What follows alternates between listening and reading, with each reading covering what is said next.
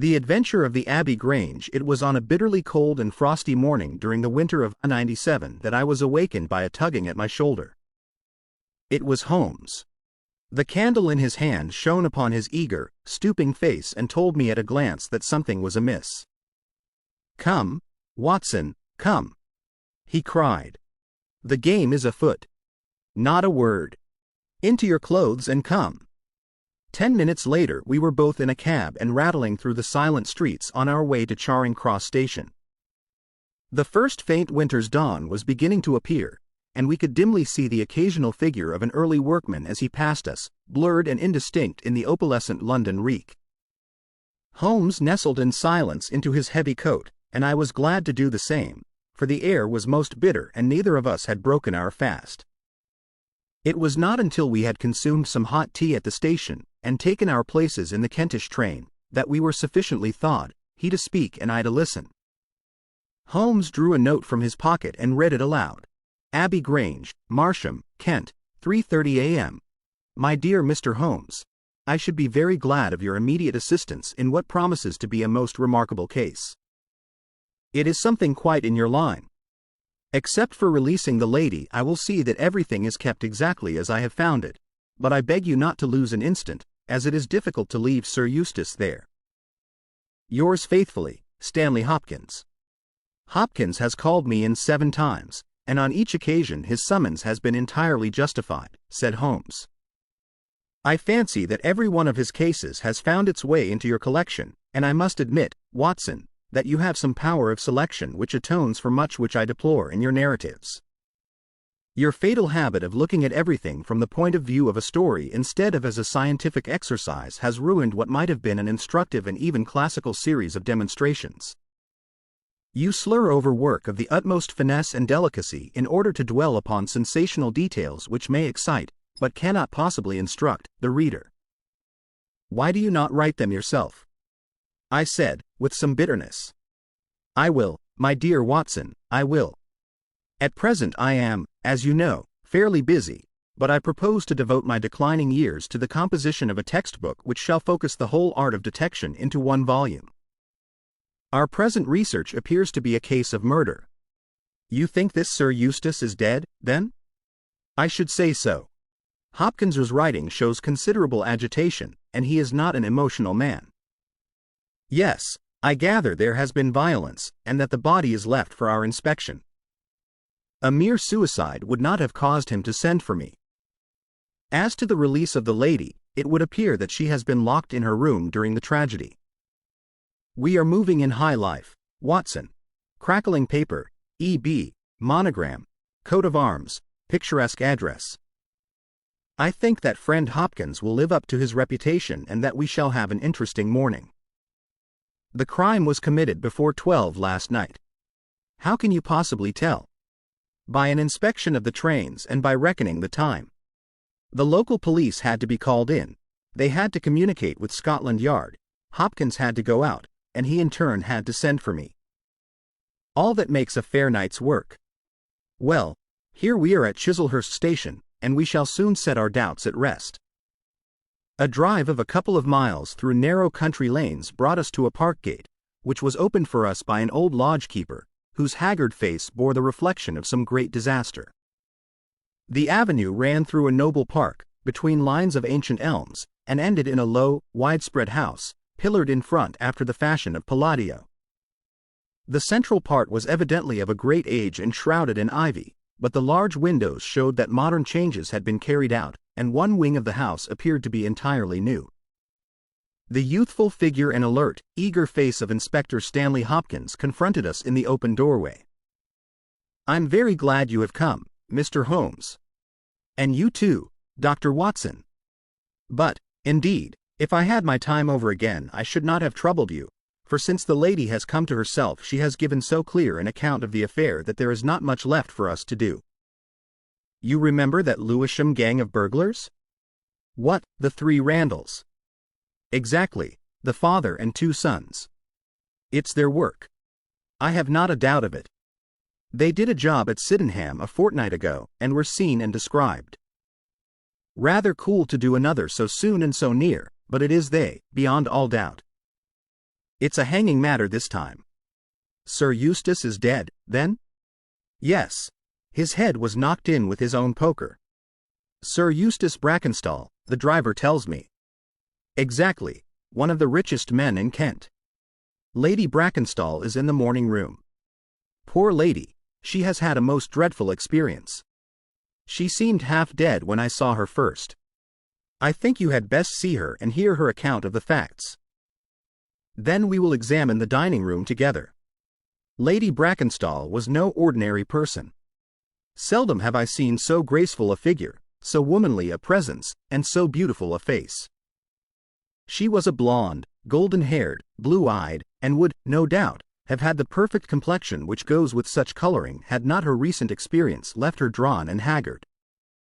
Her sufferings were physical as well as mental, for over one eye rose a hideous, plum-colored swelling, which her maid, a tall, austere woman, was bathing assiduously with vinegar and water.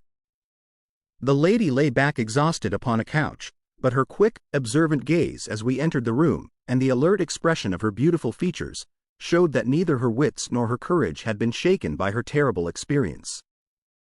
She was enveloped in a loose dressing gown of blue and silver, but a black sequin-covered dinner dress was hung upon the couch beside her. "I have told you all that happened, Mr. Hopkins," she said, wearily. "Could you not repeat it for me?"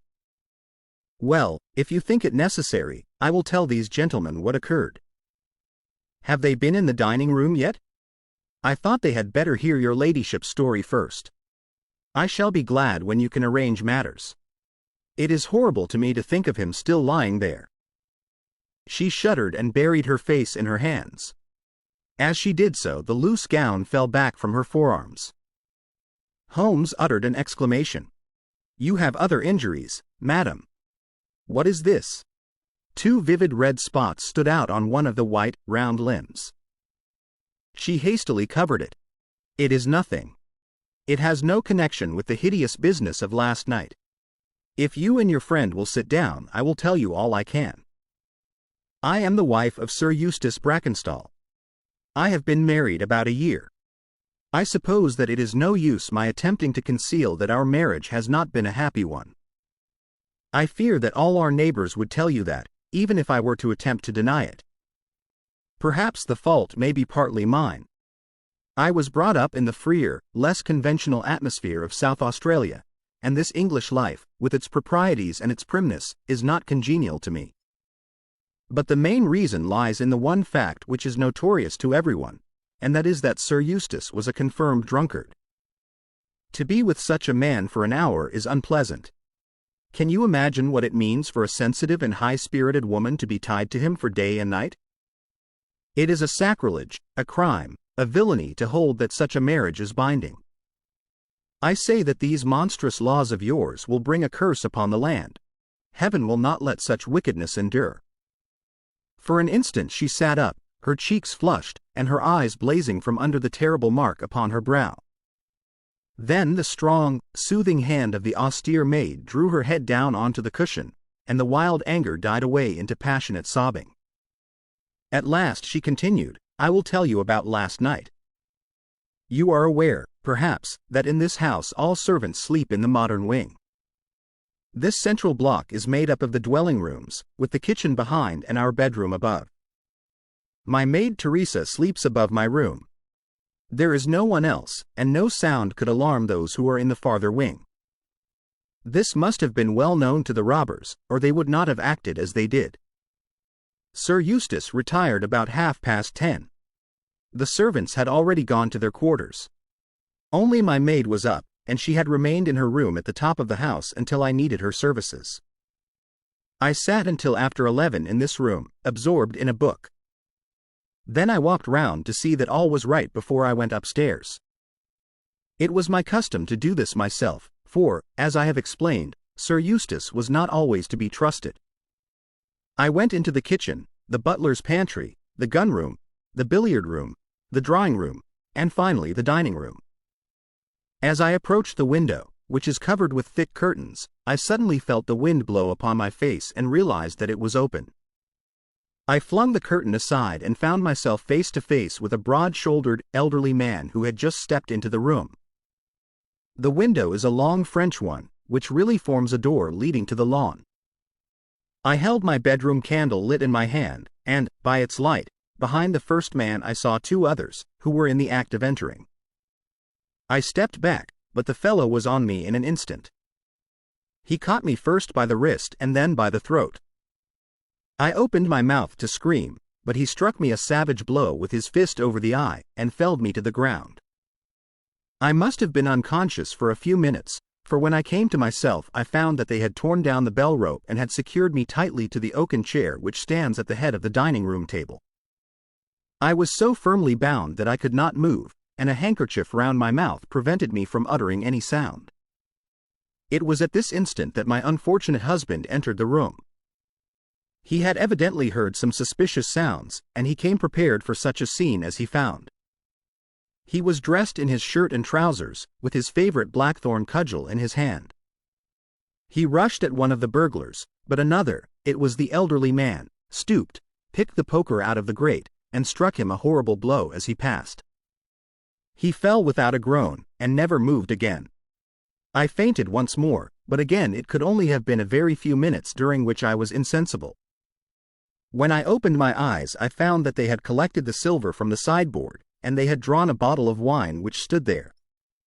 Each of them had a glass in his hand. I have already told you, have I not, that one was elderly, with a beard, and the others young, hairless lads. They might have been a father with his two sons. They talked together in whispers. Then they came over and made sure that I was still securely bound. Finally they withdrew, closing the window after them. It was quite a quarter of an hour before I got my mouth free. When I did so, my screams brought the maid to my assistance. The other servants were soon alarmed, and we sent for the local police, who instantly communicated with London. That is really all that I can tell you, gentlemen, and I trust that it will not be necessary for me to go over so painful a story again. Any questions, Mr. Holmes? Asked Hopkins. I will not impose any further tax upon Lady Brackenstall's patience and time, said Holmes. Before I go into the dining room I should like to hear your experience.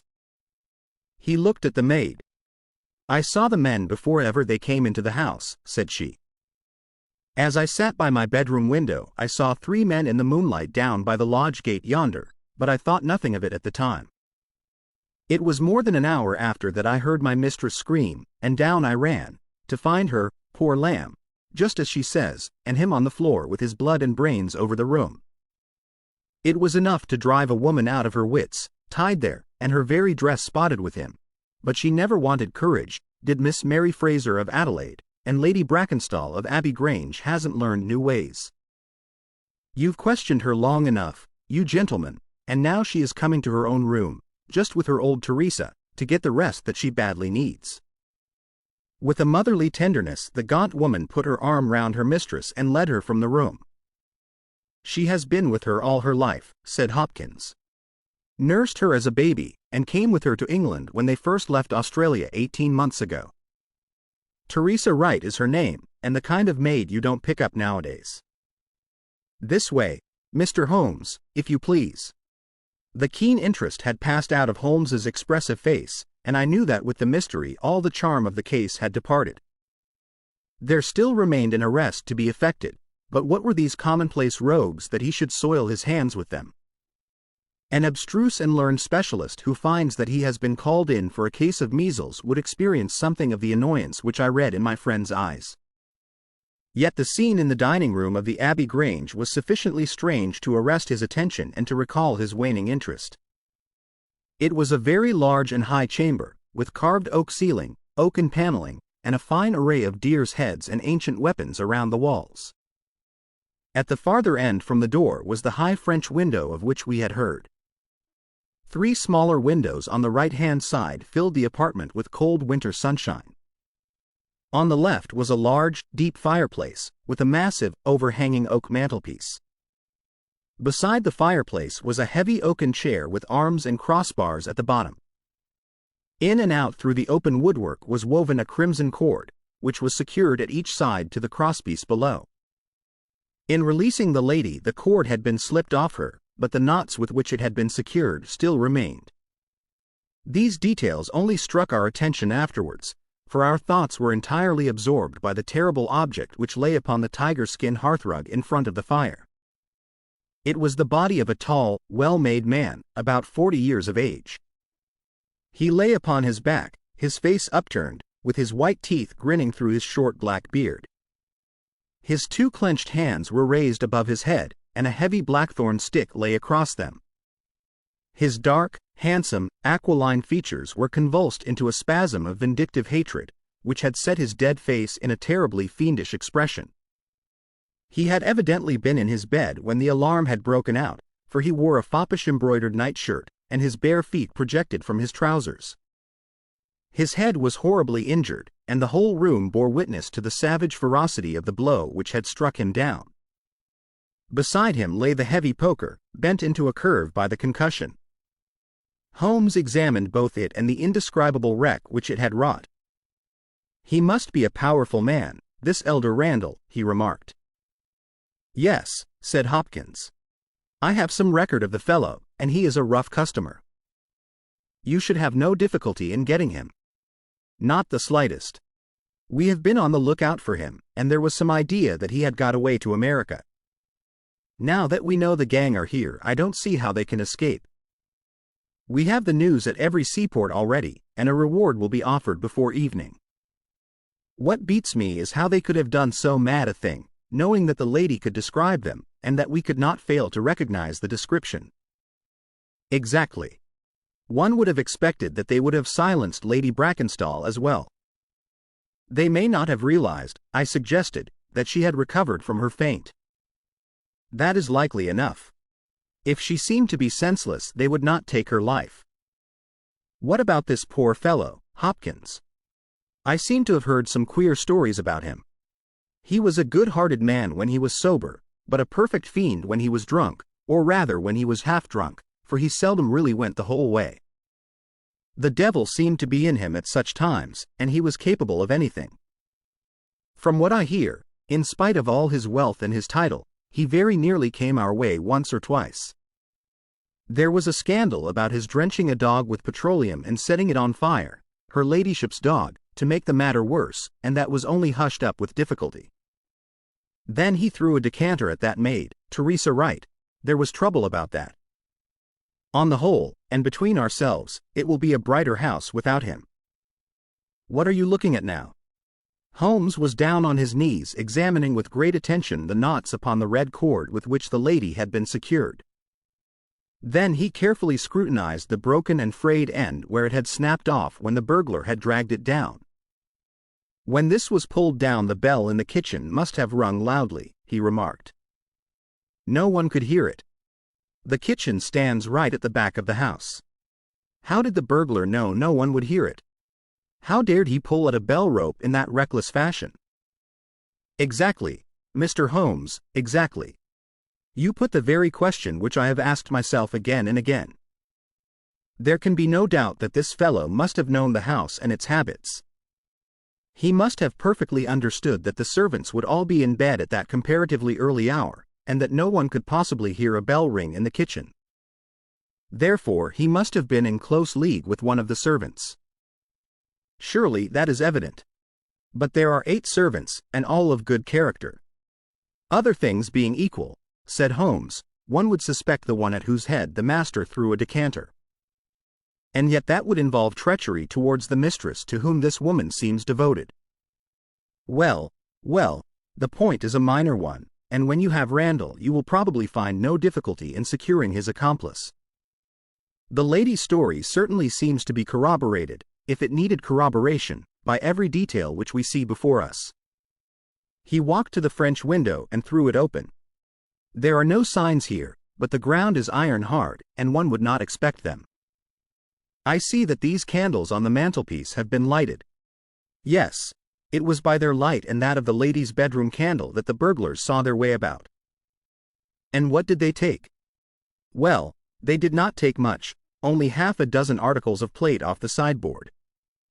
Lady Brackenstall thinks that they were themselves so disturbed by the death of Sir Eustace that they did not ransack the house as they would otherwise have done. No doubt that is true. And yet they drank some wine, I understand. To steady their own nerves. Exactly. These 3 glasses upon the sideboard have been untouched, I suppose? Yes, and the bottle stands as they left it. Let us look at it. Halloa! Halloa! What is this? The 3 glasses were grouped together, all of them tinged with wine, and one of them containing some dregs of bee's wing. The bottle stood near them, 2/3 full, and beside it lay a long, deeply stained cork. Its appearance and the dust upon the bottle showed that it was no common vintage which the murderers had enjoyed. A change had come over Holmes's manner. He had lost his listless expression, and again I saw an alert light of interest in his keen, deep-set eyes. He raised the cork and examined it minutely.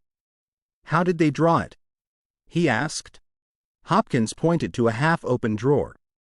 In it lay some table linen and a large corkscrew. Did Lady Brackenstall say that screw was used? No. You remember that she was senseless at the moment when the bottle was opened. Quite so.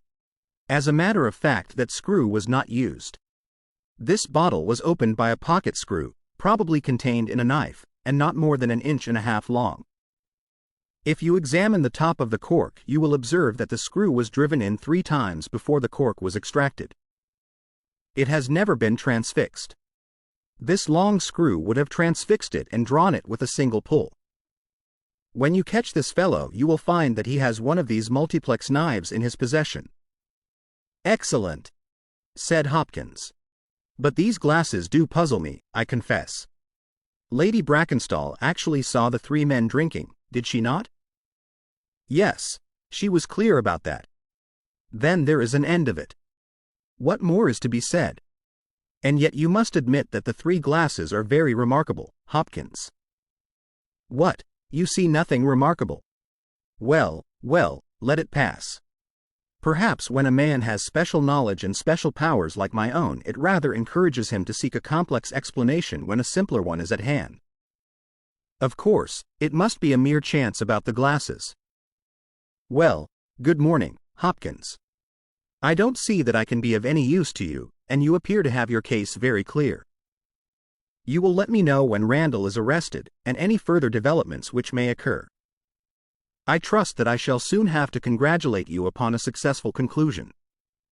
Come, Watson, I fancy that we may employ ourselves more profitably at home. During our return journey I could see by Holmes's face that he was much puzzled by something which he had observed. Every now and then, by an effort, he would throw off the impression and talk as if the matter were clear, but then his doubts would settle down upon him again, and his knitted brows and abstracted eyes would show that his thoughts had gone back once more to the great dining room of the Abbey Grange in which this midnight tragedy had been enacted. At last, by a sudden impulse, just as our train was crawling out of a suburban station, he sprang onto the platform and pulled me out after him. "Excuse me, my dear fellow," said he, as we watched the rear carriages of our train disappearing round a curve. "I am sorry to make you the victim of what may seem a mere whim, but on my life, Watson, I simply can't leave that case in this condition. Every instinct that I possess cries out against it. It's wrong, it's all wrong, I'll swear that it's wrong." And yet the lady's story was complete, the maid's corroboration was sufficient, the detail was fairly exact. What have I to put against that? 3 wine glasses, that is all. But if I had not taken things for granted, if I had examined everything with care which I would have shown had we approached the case de novo and had no cut and dried story to warp my mind, would I not then have found something more definite to go upon? Of course I should. Sit down on this bench, Watson, until a train for Chislehurst arrives, and allow me to lay the evidence before you, imploring you in the first instance to dismiss from your mind the idea that anything which the maid or her mistress may have said must necessarily be true. The lady's charming personality must not be permitted to warp our judgment. Surely there are details in her story which, if we looked at it in cold blood, would excite our suspicion. These burglars made a considerable haul at Sydenham a fortnight ago. Some account of them and of their appearance was in the papers, and would naturally occur to anyone who wished to invent a story in which imaginary robbers should play a part. As a matter of fact, Burglars who have done a good stroke of business are, as a rule, only too glad to enjoy the proceeds in peace and quiet without embarking on another perilous undertaking. Again, it is unusual for burglars to operate at so early an hour. It is unusual for burglars to strike a lady to prevent her screaming, since one would imagine that was the sure way to make her scream. It is unusual for them to commit murder when their numbers are sufficient to overpower one man. It is unusual for them to be content with a limited plunder when there is much more within their reach. And finally, I should say that it was very unusual for such men to leave a bottle half empty. How do all these unusuals strike you, Watson? Their cumulative effect is certainly considerable, and yet each of them is quite possible in itself. The most unusual thing of all, as it seems to me, is that the lady should be tied to the chair. Well, I am not so clear about that, Watson, for it is evident that they must either kill her or else secure her in such a way that she could not give immediate notice of their escape. But at any rate I have shown, have I not, that there is a certain element of improbability about the lady's story? And now on the top of this comes the incident of the wine glasses. What about the wine glasses? Can you see them in your mind's eye? I see them clearly. We are told that 3 men drank from them. Does that strike you as likely? Why not? There was wine in each glass. Exactly, but there was beeswing only in one glass. You must have noticed that fact. What does that suggest to your mind? The last glass filled would be most likely to contain beeswing. Not at all. The bottle was full of it, and it is inconceivable that the first 2 glasses were clear and the third heavily charged with it. There are 2 possible explanations, and only 2.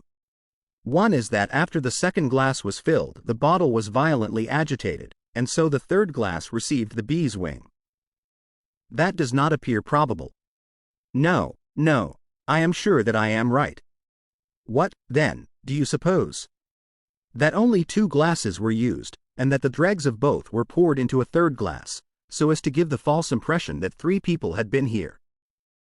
In that way all the beeswing would be in the last glass, would it not? Yes, I am convinced that this is so.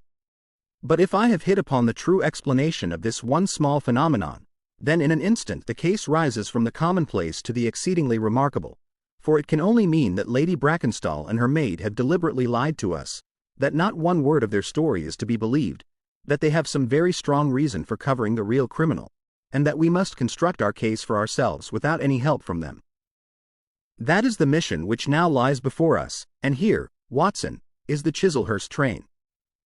The household of the Abbey Grange were much surprised at our return, but Sherlock Holmes, finding that Stanley Hopkins had gone off to report to headquarters, took possession of the dining room, locked the door upon the inside, and devoted himself for 2 hours to one of those minute and laborious investigations which formed the solid basis on which his brilliant edifices of deduction were reared. Seated in a corner like an interested student who observes the demonstration of his professor, I followed every step of that remarkable research. The window, the curtains, the carpet, the chair, the rope, each in turn was minutely examined and duly pondered. The body of the unfortunate baronet had been removed, but all else remained as we had seen it in the morning. Then, to my astonishment, Holmes climbed up onto the massive mantelpiece. Far above his head hung the few inches of red cord which were still attached to the wire. For a long time he gazed upward at it, and then in an attempt to get nearer to it he rested his knee upon a wooden bracket on the wall. This brought his hand within a few inches of the broken end of the rope, but it was not this so much as the bracket itself which seemed to engage his attention. Finally he sprang down with an ejaculation of satisfaction. "It's all right, Watson," said he. "We have got our case, one of the most remarkable in our collection. But, dear me, how slow-witted I have been, and how nearly I have committed the blunder of my lifetime.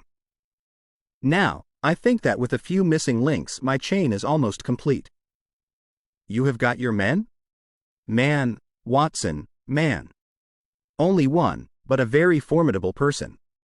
Strong as a lion. Witness the blow that bent that poker. 6'3" in height, active as a squirrel, dexterous with his fingers. Finally, remarkably quick-witted, for this whole ingenious story is of his concoction. Yes, Watson, we have come upon the handiwork of a very remarkable individual. And yet in that bell rope he has given us a clue which should not have left us a doubt. Where was the clue? Well, if you were to pull down a bell rope, Watson, where would you expect it to break? Surely at the spot where it is attached to the wire. Why should it break 3 inches from the top as this one has done? Because it is frayed there? Exactly. This end, which we can examine, is frayed. He was cunning enough to do that with his knife. But the other end is not frayed. You could not observe that from here, but if you were on the mantelpiece you would see that it is cut clean off without any mark of fraying whatever. You can reconstruct what occurred. The man needed the rope. He would not tear it down for fear of giving the alarm by ringing the bell. What did he do? He sprang up on the mantelpiece, could not quite reach it, put his knee on the bracket, you will see the impression in the dust, and so got his knife to bear upon the cord. I could not reach the place by at least 3 inches, from which I infer that he is at least 3 inches a bigger man than I look at that mark upon the seat of the oaken chair. What is it? Blood. Undoubtedly it is blood. This alone puts the lady's story out of court. If she were seated on the chair when the crime was done, how comes that mark? No. She was placed in the chair after the death of her husband. I'll wager that the black dress shows a corresponding mark to this. We have not yet met our Waterloo, Watson, but this is our Marengo, for it begins in defeat and ends in victory. I should like now to have a few words with the nurse Teresa. We must be wary for a while, if we are to get the information which we want. She was an interesting person, this stern Australian nurse. Taciturn, suspicious, ungracious, it took some time before Holmes's pleasant manner and frank acceptance of all that she said thawed her into a corresponding amiability. She did not attempt to conceal her hatred for her late employer. Yes, sir, it is true that he threw the decanter at me. I heard him call my mistress a name, and I told him that he would not dare to speak so if her brother had been there. Then it was that he threw it at me. He might have thrown a dozen if he had but left my bonny bird alone. He was forever ill-treating her, and she too proud to complain. She will not even tell me all that he has done to her. She never told me of those marks on her arm that you saw this morning, but I know very well that they come from a stab with a hat-pin. The sly fiend! Heaven forgive me that I should speak of him so, now that he is dead, but a fiend he was if ever one walked the earth. He was all honey when first we met him, only 18 months ago, and we both feel as if it were 18 years. She had only just arrived in London. Yes, it was her first voyage, she had never been from home before. He won her with his title and his money and his false London ways. If she made a mistake she has paid for it, if ever a woman did. What month did we meet him? Well, I tell you it was just after we arrived. We arrived in June, and it was July. They were married in January of last year. Yes, she is down in the morning room again, and I have no doubt she will see you, but you must not ask too much of her, for she has gone through all that flesh and blood will stand. Lady Brackenstall was reclining on the same couch, but looked brighter than before. The maid had entered with us, and began once more to foment the bruise upon her mistress's brow. "I hope," said the lady, "that you have not come to cross-examine me again?" "No," Holmes answered, in his gentlest voice, "I will not cause you any unnecessary trouble, Lady Brackenstall, and my whole desire is to make things easy for you, for I am convinced that you are a much-tried woman. If you will treat me as a friend and trust me, you may find that I will justify your trust. What do you want me to do?" "To tell me the truth." "Mr. Holmes." No, Lady Brackenstall, it is no use. You may have heard of any little reputation which I possess. I will stake it all on the fact that your story is an absolute fabrication." Mistress and maid were both staring at Holmes with pale faces and frightened eyes. "You are an impudent fellow," cried Teresa. "Do you mean to say that my mistress has told a lie?" Holmes rose from his chair. "Have you nothing to tell me?" "I have told you everything. Think once more, Lady Brackenstall. Would it not be better to be frank? For an instant there was hesitation in her beautiful face. Then some new strong thought caused it to set like a mask. I have told you all I know. Holmes took his hat and shrugged his shoulders. I am sorry, he said, and without another word we left the room and the house. There was a pond in the park, and to this my friend led the way. It was frozen over, but a single hole was left for the convenience of a solitary swan. Holmes gazed at it and then passed on to the lodge gate. There he scribbled a short note for Stanley Hopkins and left it with the lodgekeeper. It may be a hit or it may be a miss, but we are bound to do something for friend Hopkins, just to justify this second visit, said he. I will not quite take him into my confidence yet. I think our next scene of operations must be the shipping office of the Adelaide-Southampton line, which stands at the end of Pall Mall, if I remember right. There is a second line of steamers which connect South Australia with England, but we will draw the larger cover first. Holmes's card sent in to the manager ensured instant attention, and he was not long in acquiring all the information which he needed. In June of 1995, only one of their line had reached a home port. It was the Rock of Gibraltar, their largest and best boat. A reference to the passenger list showed that Miss Fraser of Adelaide, with her maid, had made the voyage in her. The boat was now on her way to Australia, somewhere to the south of the Suez Canal. Her officers were the same as in I-95, with one exception. The first officer, Mr. Jack Croker, had been made a captain and was to take charge of their new ship, the Base Rock, sailing in 2 days' time from Southampton. He lived at Sydenham, but he was likely to be in that morning for instructions, if we cared to wait for him. No. Mr. Holmes had no desire to see him, but would be glad to know more about his record and character. His record was magnificent. There was not an officer in the fleet to touch him. As to his character, he was reliable on duty, but a wild, desperate fellow off the deck of his ship, hot-headed, excitable, but loyal, honest, and kind-hearted. That was the pith of the information with which Holmes left the office of the Adelaide-Southampton Company. Thence he drove to Scotland Yard, but instead of entering he sat in his cab with his brows drawn down, lost in profound thought. Finally he drove round to the Charing Cross Telegraph Office, sent off a message, and then, at last, we made for Baker Street once more. No, I couldn't do it, Watson, said he, as we re-entered our room. Once that warrant was made out, nothing on earth would save him. Once or twice in my career I feel that I have done more real harm by my discovery of the criminal than ever he had done by his crime. I have learned caution now, and I had rather play tricks with the law of England than with my own conscience. Let us know a little more before we act. Before evening we had a visit from Inspector Stanley Hopkins. Things were not going very well with him. I believe that you are a wizard, Mr. Holmes. I really do sometimes think that you have powers that are not human. Now, how on earth could you know that the stolen silver was at the bottom of that pond? I didn't know it. But you told me to examine it. You got it, then? Yes, I got it. I am very glad if I have helped you. But you haven't helped me. You have made the affair far more difficult. What sort of burglars are they who steal silver and then throw it into the nearest pond? It was certainly rather eccentric behavior. I was merely going on the idea that if the silver had been taken by persons who did not want it, who merely took it for a blind as it were, then they would naturally be anxious to get rid of it. But why should such an idea cross your mind? Well, I thought it was possible. When they came out through the French window, there was the pond, with one tempting little hole in the ice, right in front of their noses. Could there be a better hiding place? Ah, a hiding place. That is better, cried Stanley Hopkins.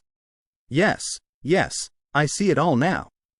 It was early, there were folk upon the roads. They were afraid of being seen with the silver, so they sank it in the pond, intending to return for it when the coast was clear. Excellent, Mr. Holmes. That is better than your idea of a blind. Quite so.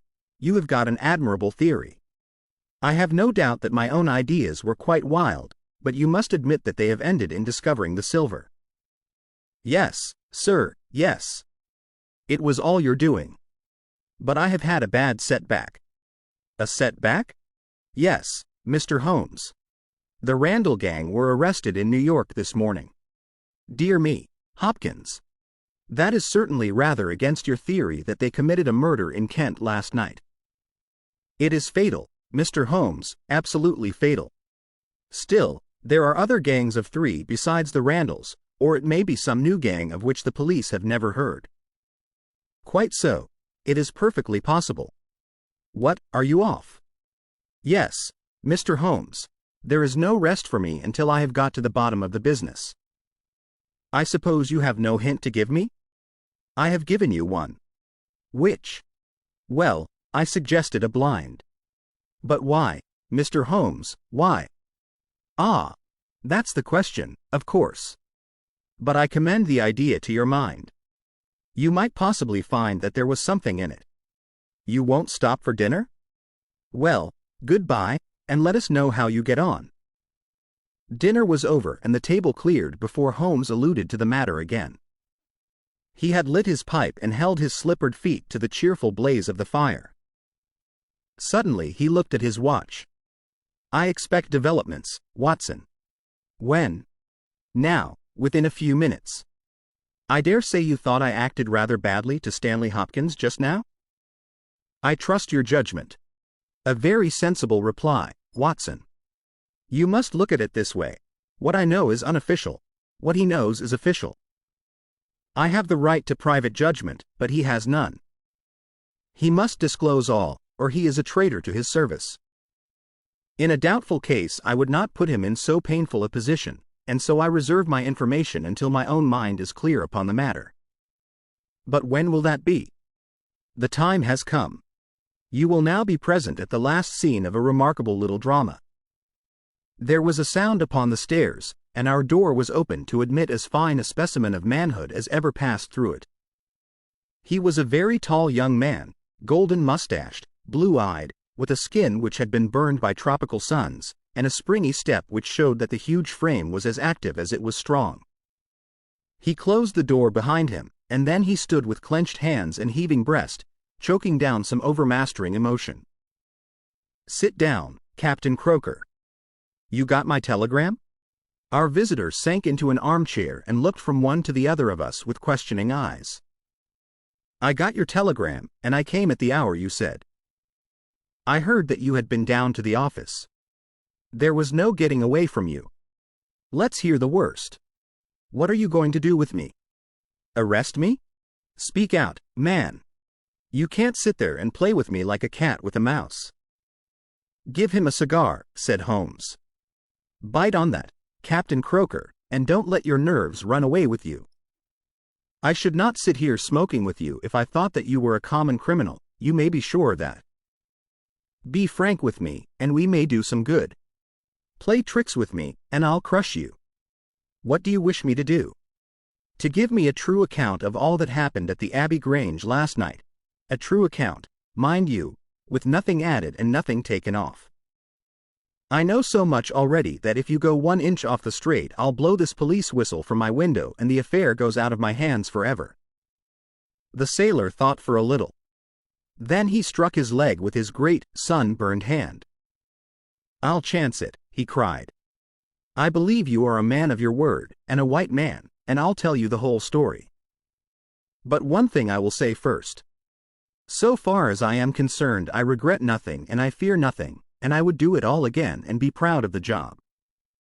Curse the beast, if he had as many lives as a cat he would owe them all to me. But it's the lady, Mary Fraser, for never will I call her by that accursed name. When I think of getting her into trouble, I who would give my life just to bring one smile to her dear face, it's that turns my soul into water.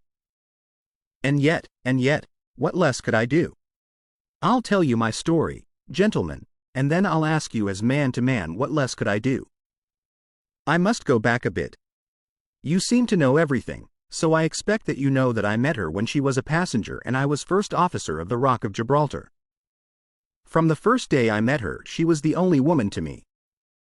Every day of that voyage I loved her more, and many a time since have I kneeled down in the darkness of the night watch and kissed the deck of that ship because I knew her dear feet had trod it. She was never engaged to me. She treated me as fairly as ever a woman treated a man. I have no complaint to make. It was all love on my side, and all good comradeship and friendship on hers. When we parted, she was a free woman, but I could never again be a free man. Next time I came back from sea, I heard of her marriage. Well, why shouldn't she marry whom she liked? Title and money, who could carry them better than she? She was born for all that is beautiful and dainty. I didn't grieve over her marriage. I was not such a selfish hound as that. I just rejoiced that good luck had come her way, and that she had not thrown herself away on a penniless sailor. That's how I loved Mary Fraser. Well, I never thought to see her again, but last voyage I was promoted, and the new boat was not yet launched, so I had to wait for a couple of months with my people at Sydenham. One day out in a country lane I met Teresa Wright, her old maid. She told me about her, about him, about everything. I tell you, gentlemen, it nearly drove me mad. This drunken hound, that he should dare to raise his hand to her whose boots he was not worthy to lick. I met Teresa again. Then I met Mary herself, and met her again. Then she would meet me no more. But the other day I had a notice that I was to start on my voyage within a week, and I determined that I would see her once before I left. Teresa was always my friend, for she loved Mary and hated this villain almost as much as I did. From her I learned the ways of the house. Mary used to sit up reading in her own little room downstairs. I crept round there last night and scratched at the window. At first she would not open to me, but in her heart I know that now she loves me, and she could not leave me in the frosty night. She whispered to me to come round to the big front window, and I found it open before me so as to let me into the dining room. Again I heard from her own lips things that made my blood boil, and again I cursed this brute who mishandled the woman that I loved. Well, gentlemen, I was standing with her just inside the window, in all innocence, as heaven is my judge, when he rushed like a madman into the room, called her the vilest name that a man could use to a woman, and welted her across the face with the stick he had in his hand. I had sprung for the poker, and it was a fair fight between us. See here on my arm where his first blow fell. Then it was my turn, and I went through him as if he had been a rotten pumpkin. Do you think I was sorry? Not I. It was his life or mine, but far more than that it was his life or hers, for how could I leave her in the power of this madman? That was how I killed him. Was I wrong? Well, then, what would either of you gentlemen have done if you had been in my position? She had screamed when he struck her, and that brought old Teresa down from the room above. There was a bottle of wine on the sideboard, and I opened it and poured a little between Mary's lips, for she was half dead with the shock. Then I took a drop myself. Teresa was as cool as ice, and it was her plot as much as mine. We must make it appear that burglars had done the thing. Teresa kept on repeating our story to her mistress, while I swarmed up and cut the rope of the bell. Then I lashed her in her chair, and frayed out the end of the rope to make it look natural, else they would wonder how in the world a burglar could have got up there to cut it. Then I gathered up a few plates and pots of silver, to carry out the idea of a robbery, and there I left them with orders to give the alarm when I had a quarter of an hour's start. I dropped the silver into the pond and made off for Sydenham, feeling that for once in my life I had done a real good night's work. And that's the truth and the whole truth, Mr. Holmes, if it costs me my neck. Holmes smoked for some time in silence. Then he crossed the room and shook our visitor by the hand. That's what I think, said he. I know that every word is true, for you have hardly said a word which I did not know. No one but an acrobat or a sailor could have got up to that bell rope from the bracket, and no one but a sailor could have made the knots with which the cord was fastened to the chair. Only once had this lady been brought into contact with sailors, and that was on her voyage, and it was someone of her own class of life, since she was trying hard to shield him and so showing that she loved him. You see how easy it was for me to lay my hands upon you when once I had started upon the right trail. I thought the police never could have seen through our dodge. And the police haven't, nor will they, to the best of my belief. Now, look here, Captain Croker, this is a very serious matter, though I am willing to admit that you acted under the most extreme provocation to which any man could be subjected. I am not sure that in defense of your own life your action will not be pronounced legitimate. However, that is for a British jury to decide. Meanwhile, I have so much sympathy for you that if you choose to disappear in the next 24 hours, I will promise you that no one will hinder you. And then it will all come out? Certainly it will come out. The sailor flushed with anger. What sort of proposal is that to make a man? I know enough of law to understand that Mary would be had as accomplice. Do you think I would leave her alone to face the music while I slunk away? No, sir. Let them do their worst upon me, but for heaven's sake, Mr. Holmes, find some way of keeping my poor Mary out of the courts. Holmes for a second time held out his hand to the sailor. I was only testing you, and you ring true every time. Well, it is a great responsibility that I take upon myself, but I have given Hopkins an excellent hint, and if he can't avail himself of it, I can do no more. See here, Captain Croker, we'll do this in due form of law. You are the prisoner. Watson, you are a British jury, and I never met a man who was more eminently fitted to represent one. I am the judge. Now, gentlemen of the jury, you have heard the evidence. Do you find the prisoner guilty or not guilty? Not guilty, my lord, said I. Vox populi, vox Dei. You are acquitted, Captain Croker. So long as the law does not find some other victim, you are safe from me. Come back to this lady in a year, and may her future and yours justify us in the judgment which we have pronounced this night.